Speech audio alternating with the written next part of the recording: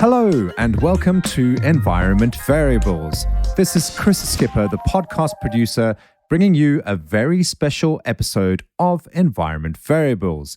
Today, I'm excited to share with you a preview from our new podcast series, CXO Bytes, hosted by Sanjay Potter, chairperson of the Green Software Foundation. CXO Bytes dives deep into the intersection of innovation and sustainability within the tech industry. In each episode, Sanjay will be joined by industry leaders from the C-suite to explore practical strategies for greening software while driving enterprise growth. So, without further ado, let's listen in on a sneak peek of the first episode. Hello and welcome to CXO Bytes, a podcast brought to you by the Green Software Foundation and dedicated to supporting Chiefs of Information, Technology, Sustainability, and AI as they aim to shape a sustainable future through green software. We will uncover the strategies and a big green move that's helped drive results for business and for the planet. I am your host, Sanjay Poddar. Hello everyone, welcome to CXO Byte. This is our inaugural podcast on how do you use green software for building a sustainable future. This is a new podcast series, and the whole idea behind it is, embracing a culture of green software. It needs to come from the top. And we therefore want to talk with decision makers, with business leaders, with leaders who are running nation state like Singapore, for example, at a C-level.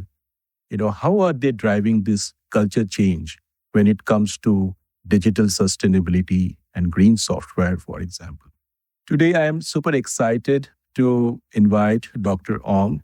She's the Assistant CEO of IMDA, which is the Infocomm Media Development Authority of Singapore. And we are going to chat on how IMDA is championing digital sustainability as well as green software. Welcome, Dr. Ong. Thank you for having me on your inaugural podcast on green software. And, I had my own selfish reason for inviting you because while the Green Software Foundation has been interacting with many, many large businesses across the world, IMDA and Singapore GovTech, these are two members of Green Software Foundation who represent the government, right? And we all know the very important role that government will play in sustainability in general.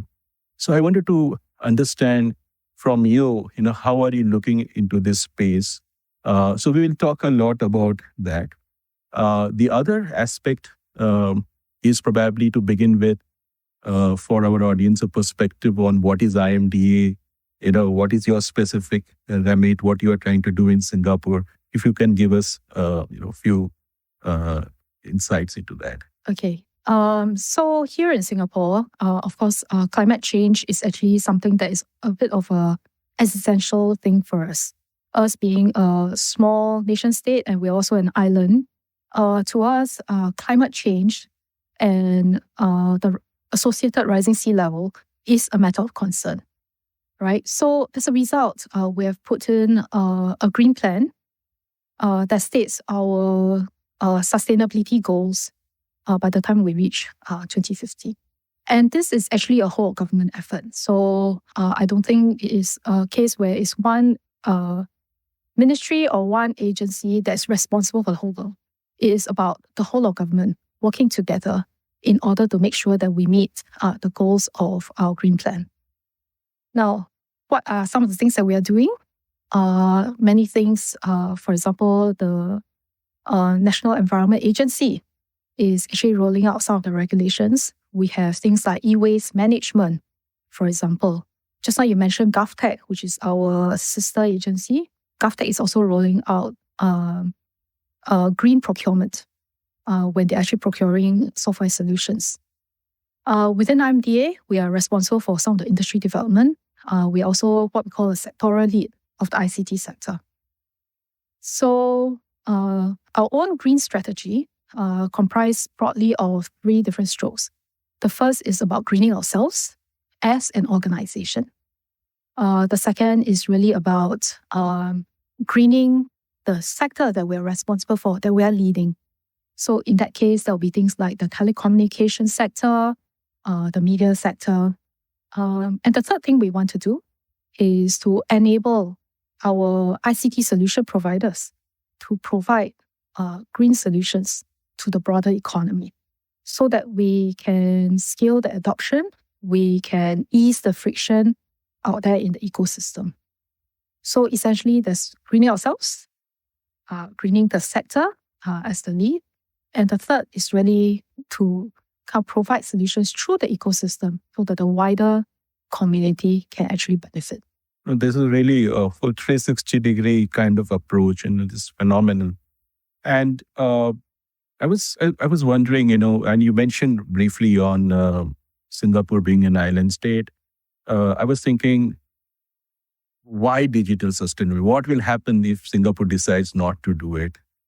For example, right? Do you have a point of view? Say, because there are many different levers of sustainability. I can understand the larger sustainability, but what is the importance of digital sustainability? Do you think it's an important enough lever, or maybe you can look at nature biodiversity or something else, right? So specifically for digital sustainability, what is it that triggers IMDA that this is an important initiative? And I'm saying this is my second year in Asia Tech, that this is something you give a lot of importance to, bringing in leaders from various organizations, doing deep deliberation.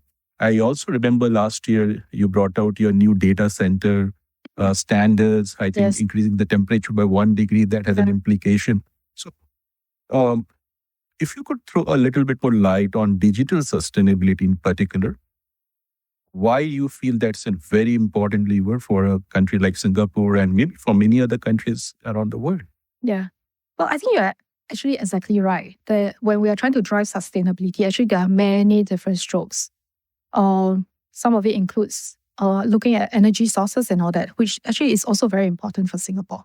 Because we are small, we do have to look at different kinds of energy sources and how we can potentially actually import some of them, right? Now, when it comes to digital sustainability, actually our journey, I would say, started many years ago. Maybe more than a decade ago, when we started looking at some of the research work within the research community about making sure that our data centers can operate more efficiently in the tropical climate.